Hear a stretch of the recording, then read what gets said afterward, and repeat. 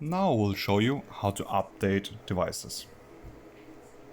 To update, click on the Update tab and choose the device you want to update. In this example, we will update some FlexLine units.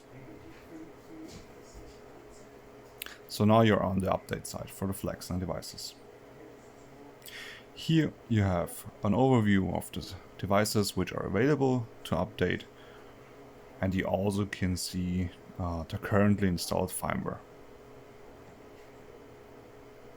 To start with the update, click on Browse and select the update file. In this case, you can see it's a binary file with the version 1641. Click on Open and now the file is loaded.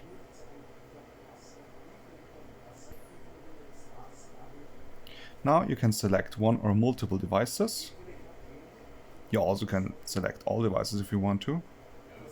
And as a next step, we can either send an update in one step, or we can send the update to the device's memory and update the firmware later.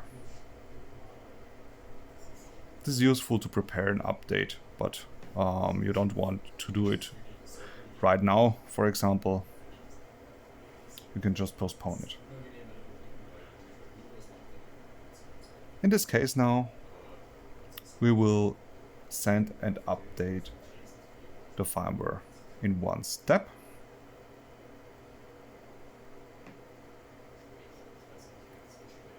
And for this, we will click on the Send and Update button, which will start the update right now. As you can see, it already started. This will take a while now.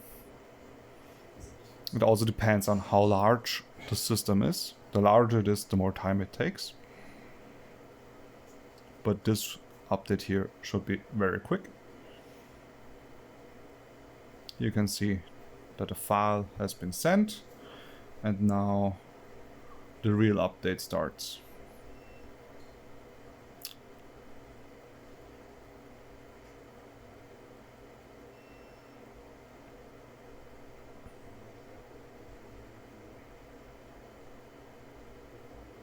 So now you see that the update is almost done. You also can see in the saved firmware tab that the devices got a firmware, so they already have it in their memory.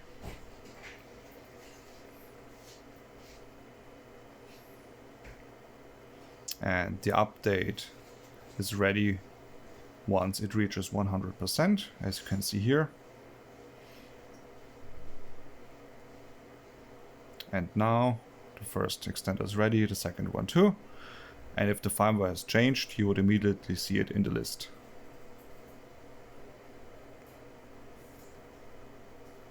Now you can continue to work if everything is okay.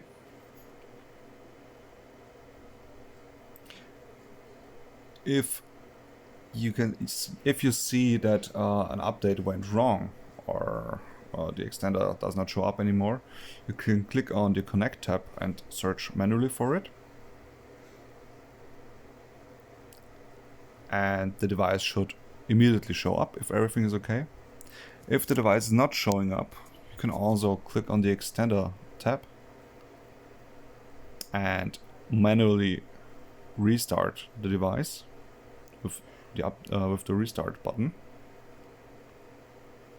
And if it still does not show up, you need to unpower the device and do the reset physically. So unplug the power cable.